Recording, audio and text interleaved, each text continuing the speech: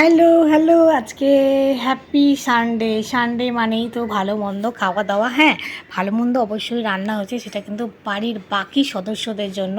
আজকে যেহেতু নীল ষষ্ঠী, সেই জন্য আজকে আমি আমার জন্য একটু আলাদা করে নিরামিষ খাবার বানিয়ে নিচ্ছি। তো তোমরা দেখে বুঝতেই পারছো আমি কি রান্না করছি। হ্যাঁ গো, আজকে আমি না নিজের জন্য একটু ডালিয়ার খিচুড়ি বানিয়ে নিচ্ছি। আর বেশিরভাগ উপোসের দিনে আমি এটাই খাই।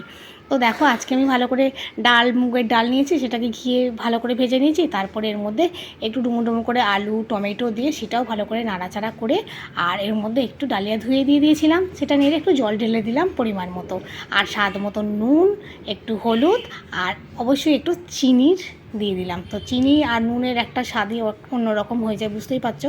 আর যে যেমন ঝাল খায়, আমি দুটো কাঁচা লঙ্কা দিলাম, অল্প পরিমাণে ঝাল খাবো। তো এবার এটাকে ঢাকা দেওয়ার পর রেডি হয়ে যাবে আমার আজকের খাবার। তোমরা আজকে কে কী খেলে কিন্তু অবশ্যই আমাকে কমেন্ট করে জানিও। তো আমি তো এইভাবে বানাই, তোমরা কীরকমভাবে বানাও আমাকে একটু প্লিজ জানিও, তাহলে আমি একদিন তোমাদের মতো করে চেষ্টা করব বানাবার। তো নামাবার আগে একটুখানি ঘি দিয়ে দিলাম। ওফ, গন্ধে আরও মমা করছে ব্যাপারটা।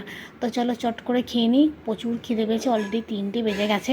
আর আমি কিন্তু শুধু শুধু খাবো না, দেখো বেগুন ভাজা আর পটল ভাজাও একটু নিয়ে নিয়েছিলাম। তো